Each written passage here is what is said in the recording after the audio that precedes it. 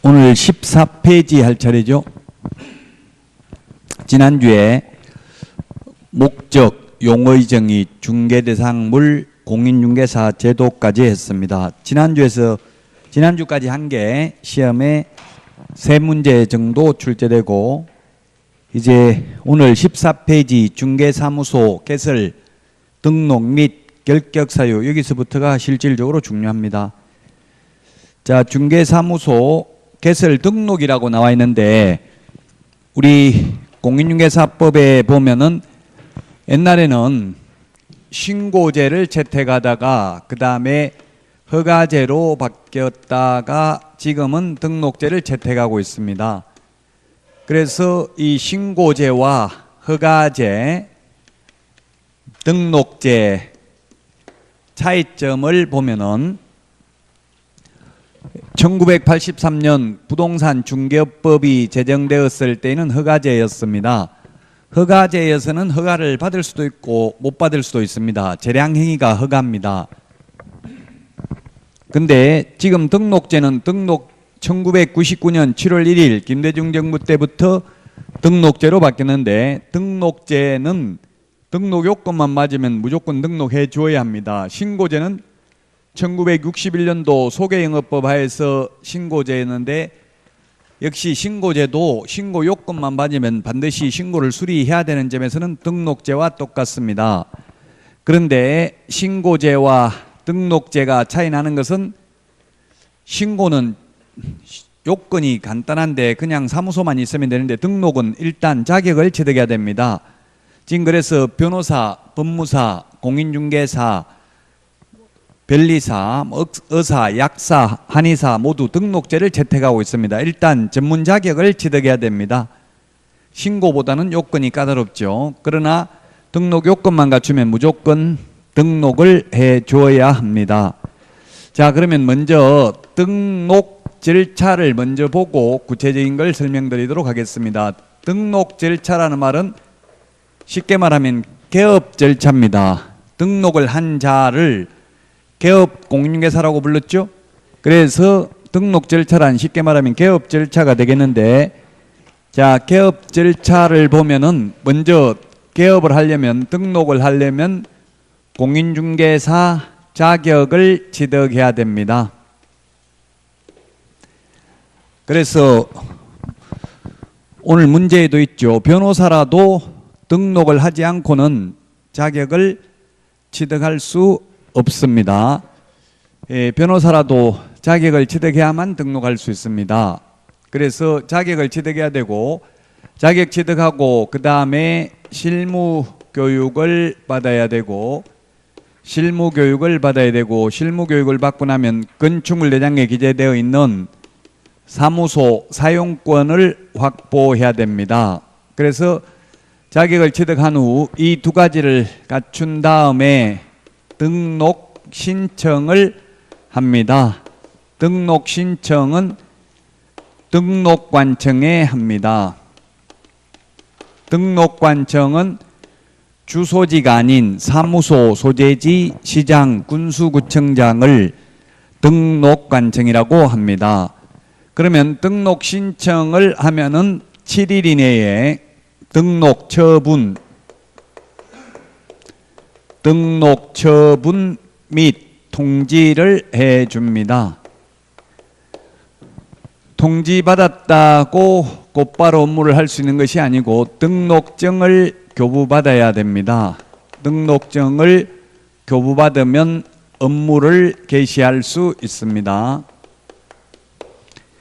등록 처분이 있은 날로부터 업무 개시는 3개월 이내에 업무 개시해야 됩니다. 3개월 이내에 업무를 개시해야 되고, 이때 손해배상을 보장하기 위한 보정 설정을 해야 됩니다. 그러나 법에는 업무 개시 전에 보정 설정을 하라고 되어 있는데, 시행규칙 제5조 1항에 의하면 등록증 교부 전에 손해배상을 위한 보정 설정 여부를 확인하고 지체 없이 등록증을 교부해야 됩니다. 지체 없이 등록증을 교부해야 된다. 자, 그래서 개업 공인중개사가 되는 순간이 언제냐 하면은 등록 처분입니다. 따라서 등록 처분이 있기 전에 등록 신청만 한 상태에서 중개업을 하면 무등록업자입니다. 무등록자입니다. 그러나 등록 처분 통지를 받고 등록증 교부 전에 이때 중개업을 해도 무등록은 아니죠.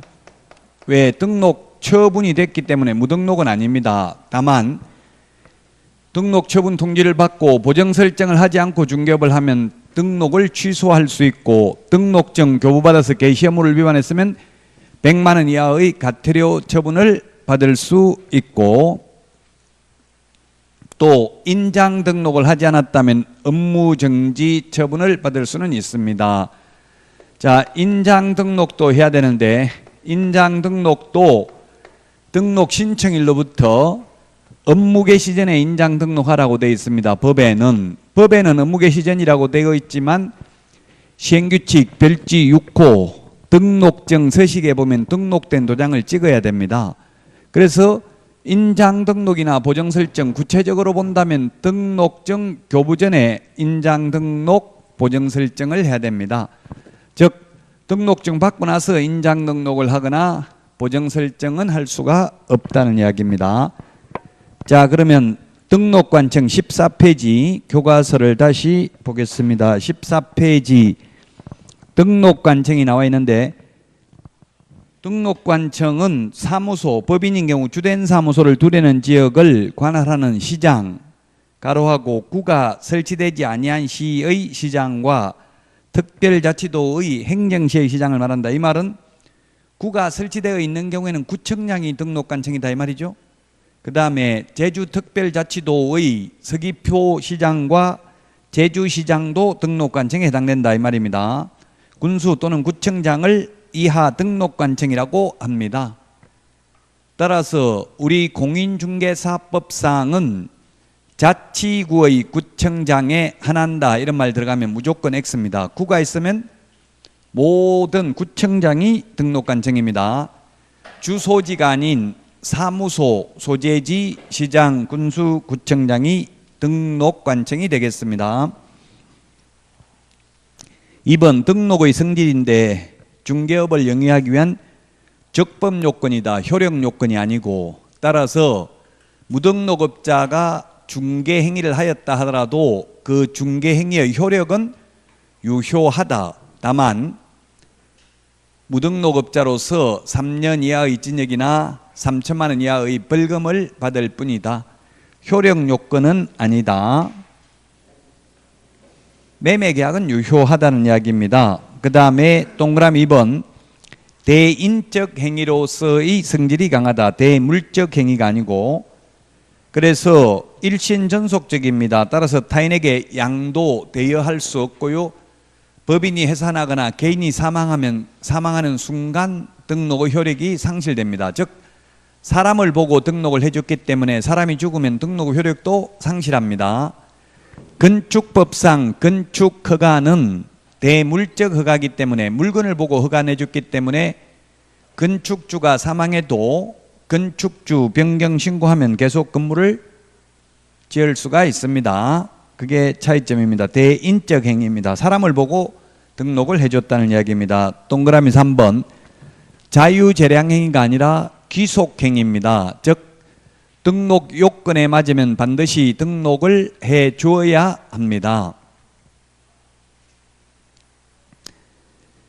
그래서 자유재량행위가 아니라 귀속행위가 되겠습니다. 자, 그 다음에 3번 15페이지 3번에 등록 신청할 수 있는 자라고 되어 있는데 1번 공인중개사, 소속 공인중개사를 제외한다 또는 법인이 아닌 자는 등록을 신청할 수 없다 이렇게 되어 있습니다. 소속 공인중개사를 제외한다 이 말은 소속 공인중개사는 등록 신청을 할 수 없다는 뜻입니다. 즉 소속 공인중개사가 개업을 하려면 그만두고 개업해야 되고 그만두면 이미 소속 공인중개사가 아니죠. 그만 안 둔 상태에서 개업을 하게 되면 이중소속이잖아요. 상거래 질서를 문란케 하겠죠. 그래서 소속 공인중개사는 등록할 수 없다. 그 다음에 2번 중개업을 영위하고자 하는 자, 공인중개사법에 의한 등록 요건을 갖춘 법인, 공인중개사, 외국인 및 외국법인도 등록 신청 가능하지만 소속 공개사는 등록 신청할 수 없다. 예, 그렇습니다. 외국인도 자격증만 취득하면 등록할 수는 있습니다. 자, 그 다음에 4번 등록 신청인데 동그라미 1번 등록 신청을 하려는 자는 중개사무소 개설 등록 신청서에 필요한 서류를 첨부하여 등록관청에 신청해야 됩니다.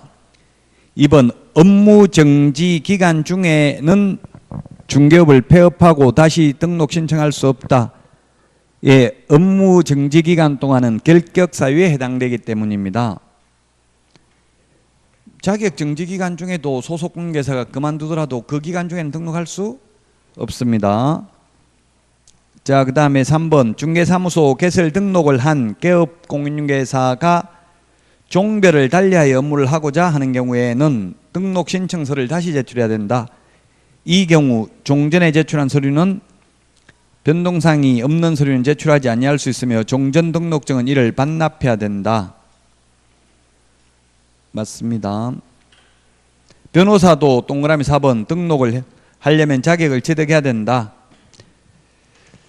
자, 거기 종별 변경, 종별이라는 게 뭐냐면 종류별 이 말이죠. 종류별 변경인데 종별은 세 가지가 있습니다. 종류는 법인인 개업 공인중개사, 그 다음에 두 번째 공인중개사인 개업 공인중개사, 세 번째 법 7638호 부칙 제6조 2항의 규정에 의해서 등록을 한 것으로 보는 자, 소위 중개인이 있는데 이렇게 종별을 바꾸는 경우에는 종류를 바꾸는 경우에는 원칙적으로 신규 등록을 하여야 합니다. 그러나 예외적으로 소위 중개인이 자격을 취득하여 동일 등록관청 안에서 공인중개사인 개업 공인중개사로서 계속해서 중개업을 영위하고자 하는 때에는 등록증 재교부 신청을 해야 됩니다. 자, 등록 신청 서류입니다. 우리 15페이지에 있고 핵심 비교 정리 프린터는 2번에 있습니다. 등록 신청 서류를 보면 기억에 등록 신청서라고 되어 있는데 등록 신청서는 시험에 안 나오겠죠. 당연히 등록 신청할 때는 등록 신청서, 휴폐업 신고할 때는 휴폐업 신고서 당연히 들어가기 때문에 이런 거는 시험에 거의 안 나옵니다. 니은이 시험에 출제될 수 있겠죠. 그러면 실무교육 수료증 4번입니다. 등록 신청할 때 제출해야 되는 서류입니다. 서류가 보면은 첫 번째 실무교육, 등록을 하려는 자 실무교육 수료증 4번을 제출해야 된다. 원칙. 다만 예외적으로 실무교육을 위탁받은 기관 또는 단체가 실무교육 수료 여부를 등록관청이 전자적으로 확인할 수 있도록 조치를 한 경우에는 제외한다. 이 말은 따로 제출할 필요가 없다는 이야기입니다. 그 다음에 그긴 디귿으로 되어 있지만 저는 두 번째로 보겠습니다. 여권용 사진입니다. 여권용 사진. 원칙적으로 모두 반명한 사진이 여권용 사진으로 바뀌었습니다. 그러나 아직도 입법의 불비로 자격증, 등록증, 분사무소 설치신고 필증, 재교부 신청할 때는 반명한 사진을 제출한다라고 돼 있어요. 서식에. 그건 입법의 불비입니다. 즉 다 개정을 했는데 일부 빠진 게 있다. 실수로. 원칙적으로 여권용 사진으로 다 바뀌었습니다. 그 다음에 세 번째가 뭐냐면 사무소 확보 증명 서류입니다. 사무소 확보 서류. 이 세 개는 등록 신청을 하고자 하는 자 모두 공통적으로 제출을 해야 되는 서류입니다. 모두 다 공통적으로 제출해야 되는 서류이다. 자, 그 다음에 외국인인 경우에 특별히 제출해야 되는 게 결격 사유에 해당되지 아니함을 입증하는 그 국가의 주자는 대한민국 영사관이 확인하는 공정 서류나 증명 서류를 제출해야 됩니다. 즉 아포스티유 확인서를 제출해도 됩니다. 근데 외국 법인인 경우에는 상법 614조 규정에 의한 영업소 등기 증명 서류를 제출해야 됩니다. 이건 외국 법인인 경우에만 필요한 서류입니다. 외국 법인인 경우에 상법 614조 규정에 의해서 영업소 등기를 증명하는 서류 제출해야 됩니다. 16페이지 맨 위에 표까지 했습니다. 표 밑에 까만 별표에 보니까 등록관청은 공인중개사 자격증을 발급한 시도지사에게 개설 등록을 하려는 자, 법인인 경우 대표자를 포함한 공인중개사인 임원 또는 사원을 말한다의 자격 확인을 요청하여야 하고, 그래서 자격증 사본 제출하지 않는다는 이야기입니다. 결론은 직접 전산으로 확인하겠다는 이야기입니다. 전자정부법 제36조 1항에 따라 행정정보의 공동이용을 통하여 법인 등기사항 증명서 신청인이 법인인 경우에 해당한다와 건축물 대장은 제출하지 않습니다. 담당 공무원이 직접 확인합니다. 그래서 제출하지 않는 서류, 자격증 사본, 건축물 대장, 법인 등기사항 증명서 이런 건 제출하지 않는다고요. 담당 공무원이 직접 확인을 한다. 그 다음에 6번, 동그라미 6번 16페이지 당의 지자체 조례가 정하는 수수료 내는 것.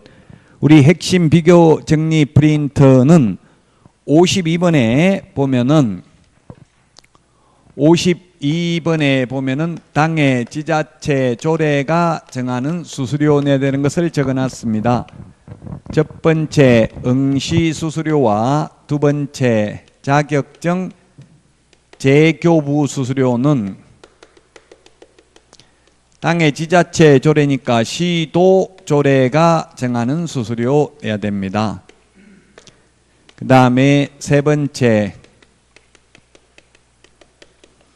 등록 신청, 네 번째 등록증 재교부 신청, 그 다음에 다섯 번째 분사무소 설치 신고, 그 다음에 여섯 번째 분사무소 설치 신고 필정 재교부. 이 네 개는 시군구조례가 정하는 수수료를 내야 됩니다. 자, 그런데 자격증 재교부는 수수료를 내는데 자격증을 교부할 때는 수수료 내지 않습니다. 여러분들이 합격을 해서 처음 자격증을 받을 때는 수수료 납부하지 않습니다. 자, 그 다음에 여덟 번째 국토교통부 장관이 직접 시험을 시행하는 경우에는 국토교통부 장관이 결정 공고하는 수수료를 내야 됩니다. 국토교통부 장관이 결정 공고하는 수수료를 내야 된다. 그 다음에 시험을 위탁한 경우입니다. 위탁을 한 경우에는 위탁받은 자가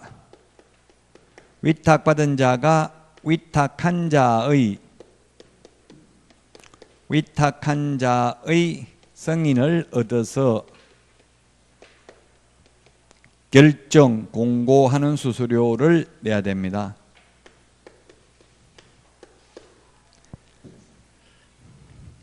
자, 수수료 내는 것을 그래서 다 정리를 했고요.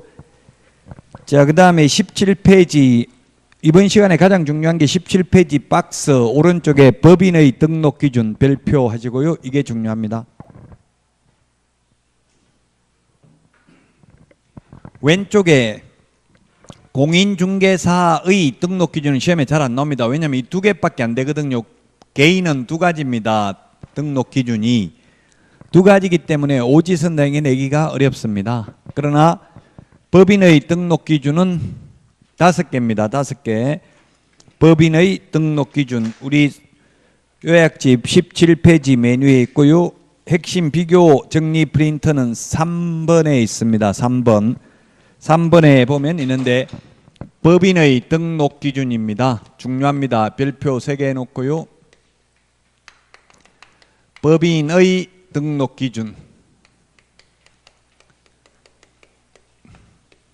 법인의 등록 기준인데 이 법인 다른 법률의 규정에 의해서 중개업을 영위할 수 있는 이른바 특수법인은 이 법인의 등록 기준을 적용하지 않는다. 특수법인은 법인의 등록 기준을 적용하지 않는다. 이 말은 한마디로 말하면 특수법인은 자격증이 있는 사람 한 명도 없어도 중개업을 할 수도 있다는 이야기입니다. 특수법인이란 다른 법률의 규정에 의해서 중개업을 영위할 수 있는 이른바 산업단지 관리기관, 지역산림조합, 그 다음에 지역농협, 한국자산관리공사가 특수법인입니다. 즉 특별법에 의해서 중개업을 영위할 수 있는 법인을 말하는 겁니다. 등록 기준인데 5가지가 있는데 첫 번째 상법상 회사, 상법상 회사 또는 협동조합 기본법에 의한 협동조합, 단 사회적 협동조합은 제외한다. 사회적 협동조합은 제외하는 협동조합으로서 자본금이 5천만 원 이상이어야 합니다. 자본금 5천만 원 이상입니다. 2억 원 이상이 아닙니다. 자본금은 5천만 원 이상, 보정설정 금액은 2억 원 이상이죠. 법인인 경우 사회적 협동조합을 포함한다 X로 출제됐습니다. 그 다음에 시험에는 주식회사이어야만 한다 X입니다. 주식회사로서 자본금 5천만 원 이상이어야 된다 X죠. 한명합자, 유한회사, 유한책임회사라도 상관없습니다. 상법상 회사이면 됩니다. 물론 상법상 회사 종류를 다 암기할 필요는 없습니다. 시험에 이거는 반드시 한 문제 출제된다. 그 다음에 법제 14조, 법 14조 업무만을 영위할 목적으로 설립될 것.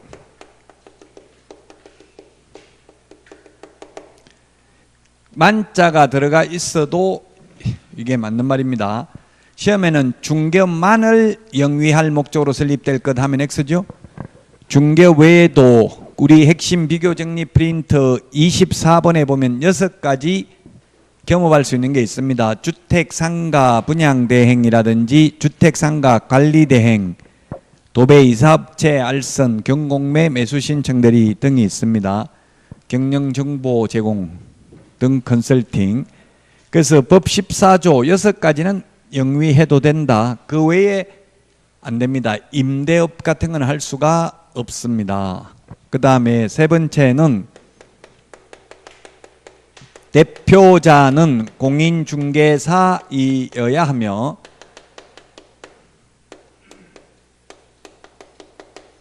대표자는 공인중개사이어야 하며 대표자를 포함하는 게 아니라 제외한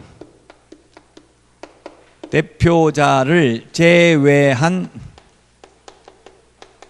임원 또는 사원의 3분의 1 이상이 공인중개사일 것.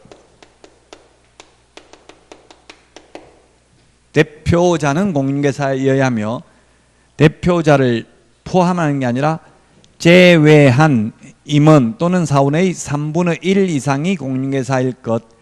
이 3분의 1이라는 숫자 핵심 비교 정리 프린트 56번에 2분의 1, 3분의 1, 5분의 1, 10분의 1 숫자 다 정리해놨습니다.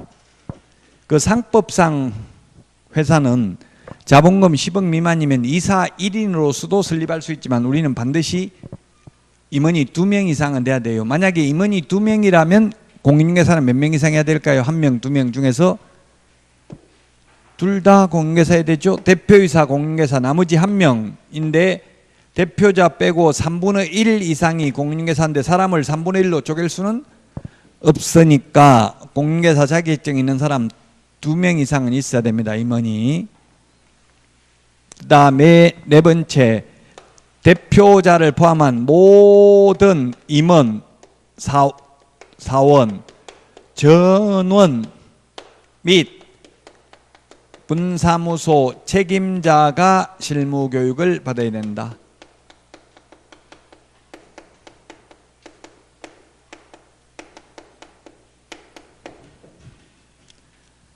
예, 그래서 모든 사원, 임원, 전원입니다. 전원. 그래서 시험에 중개업을 담당하는 임원만 실무교육을 받으면 된다. X입니다. 3분의 1 이상만 실무교육 받으면 된다. X. 모든 임원, 사원, 전원이 다 받아야 됩니다. 그 다음에 마지막으로 다섯 번째, 건축물 대장에 기재되어 있는 건축물 대장에 기재된 중개사무소를 확보해야 된다. 사무소 소유권 확보가 아니라 사용권만 확보하면 되겠습니다. 이게 가장 중요하다. 이번 시간 법인의 등록 기준 5가지가. 6번 등록 통지, 등록증 교부인데 7일 이내에 우리 여기 적어놨죠. 등록 신청하면 7일 이내에 등록 처분 통지를 해줍니다. 7일 동그라미 놓으시고요. 7일 29회 때 출제했다고 돼 있죠. 그 다음에 동그라미 2번의 기억. 등록관청은 중개사무소 개설 등록을 한 자가 보정 설정을 하였는지 여부를 확인한 후 등록증을 지체 없이 교부하여야 한다. 칠판에 적어놨죠. 이게 보정 설정 여부를 확인하고 지체 없이 등록증을 교부해야 됩니다. 그 다음에 니은에 등록관청이 등록증을 교부한 때에는 등록대장에 그 등록에 관한 사항을 기록한 후 중개사무소 등록증을 교부해야 한다. 디귿 개업공개사가 등록증의 기재사항의 변경으로 인하여 다시 등록증을 교부받고자 하거나 법 7638호 부칙 제6조 2항의 규정에 따라서 이 법에 따른 중개사무소 개설 등록을 한 것으로 보는 자가 공인중개사 자격을 취득하여 그 등록관청 관할구역 안에서 공인중개사인 개업공개사로서 업무를 계속하고자 하는 경우에는 이미 교부받은 등록증과 변경사항을 증명하는 서류를 첨부하여 등록증 재교부 신청을 해야 된다. 앞에서 말했습니다. 종별 변경은 신규 등록이 원칙인데 다만 예외적으로 중개인이 자격을 취득하여 동일 등록관청 안에서 공인중개사인 개업공개사로서 계속해서 중개업을 영위하고자 하는 때에는 등록증 재교부 신청을 합니다. 리얼에 중개사무소 개설 등록대장은 전자적 처리가 불가능한 특별한 사유가 있는 경우를 제외하고는 전자적 처리가 가능한 방법으로 작성 관리하여야 합니다.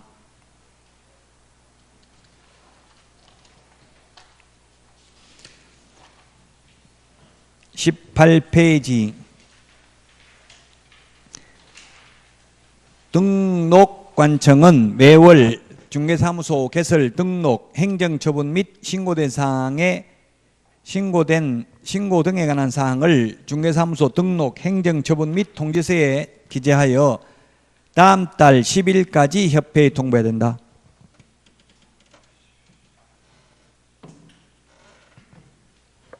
다음 달 10일입니다. 10일 이내가 아니라 다음 달 10일입니다.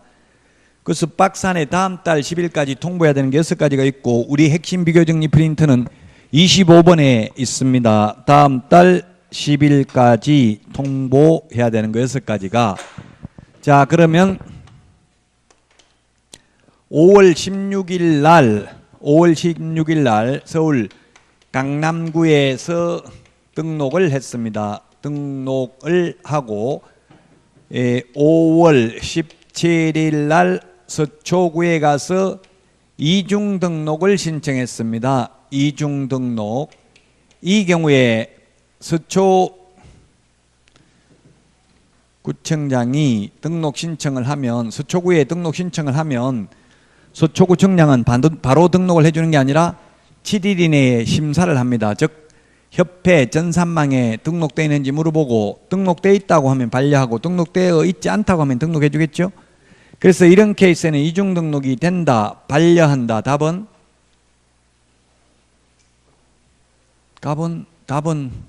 이중 등록 해준다고 했죠. 다음 달 10일이 아니니까, 만약 5월이 아니고 이게 6월 17일 날 이중 등록을 신청했다면 다음 달 10일까지 통보가 갔기 때문에 협회에 전화하면 이미 등록되어 있다고 하겠죠. 그래서 이중 등록이 안 일어날 겁니다. 7번 이중 등록 등의 금지, 8번 등록 효력 상실과 무등록 중개업입니다. 이중 등록 등에 대해서는 우리 핵심 비교 정리 프린터 53번에 보면 있습니다. 53번 핵심 비교 정리 프린트 53번에 보시면 첫 번째 이중 등록표 밑에 보면 있습니다. 이중 등록이 있고 그 다음에 이중 소속, 그 다음에 이중 사무소, 이중 사무소와 똑같은 게 이동이 용이한 임시 중개 시설물, 소위 뜻다방이라고 하고요. 그 다음에 이중계약서,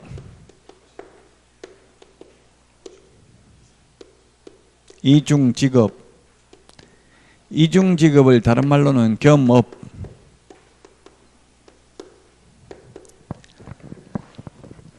이중등록, 이중소속은 개업공개사의 경우에는 절대적 등록 취소 사유입니다. 반드시 등록을 취소해야 됩니다. 그런데 소속 공인중개사의 경우 이중소속을 하면 자격정지 사유입니다. 그 다음에 중개사무소, 이중사무소, 임시중개시설물을 설치하면 개업공인중개사는 임의적 취소, 소속 공인중개사는 자격정지 사유입니다. 근데 이중계약서, 다운계약서, 업계약서를 적게 되면은 이중계약서를 적게 되면 자격정지, 소속공인중개사 이 두 개가, 이중사무소, 이중계약서 똑같습니다. 처벌 규정이. 개업공개사는 임의적 취소. 근데 이중직업을 하게 되면은 개인개업공개사의 경우에는 탑법에서 규제하지 않는 한 적법행위입니다. 그런데 법인인 경우에는 법 제14조에 규정된 6가지 업무만 할 수 있고 그 6가지 업무 외의 업무를 하면 임의적 취소, 임등치, 상등치, 임취, 상취 같은 말입니다. 등록을 취소할 수 있습니다. 이중등록, 이중소속, 이중사무소, 임시중개시설물까지 1년 이하의 징역이나 1,000만 원 이하의 벌금입니다. 그러나 이중직업은 징역 벌금 대상 아니죠. 이중계약서도 징역 벌금 대상은 아닙니다. 자, 그 다음에 18페이지 등록 효력 상실과 무등록 중개업입니다.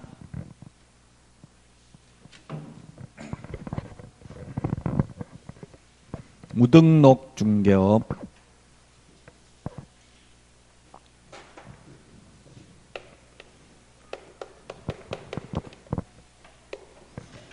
무등록 중개업은 첫 번째 태생적 무등록, 원초적 무등록, 아예 처음부터 자격증도 취득하지 않고 등록하지 않고 중개업을 하는 경우를 말합니다. 이런 경우는 사례를 들자면 굳이 나무 자격증 빌려서 하는 사람이 여기에 해당될 수 있습니다. 빌려준 사람은 무등록은 아니죠. 등록이 돼 있으니까. 그래서 태생적 무등록이 있고 그 다음에 후발적 무등록으로서 개인이 사망을 하거나 법인이 해산되고 나서 중개업을 하는 경우, 스스로 폐업 신고하고 나서 중개업을 하는 경우, 그 다음에 등록 취소 처분을 받고 중개업을 하는 경우 모두 후발적 무등록입니다. 태생적 무등록이나 똑같이 3년 이하의 징역이나 3천만 원 이하의 벌금에 처합니다. 그러나 이러한 무등록 중개업자의 효력은 행위 효력은 유효하다. 매도인, 매수인이 있는데 이 두 사람 간의 거래를 중개를 무자격자가 했다고요. 무자격자가 중개를 했다 하더라도 이 중개 거래계약 효력은 유효하다. 매매계약 효력은 유효하고 단지 이 무등록 중개업자가 3년 이하의 징역이나 3천만 원 이하의 벌금에 처할 뿐이다. 무등록업자의 보수 청구권은 인정되지 않습니다. 그러나 무등록업자가 아니라 우연한 기회에 한두 번 중개를 하고 돈을 받기로 했다면 그건 사회통념상 과다하지 않다면 받아도 된다. 무등록업자 직업으로 하는 사람은 중개보수를 받을 수가 없습니다. 무등록자의 유형과까지 했습니다. 19페이지 개업공개사 등의 결격사유도 시험에 반드시 출제되는데 여기서부터는 쉬었다 하겠습니다. 여러분들 문제 오늘 내드린 거 빨리 다 풀어보시기 바랍니다.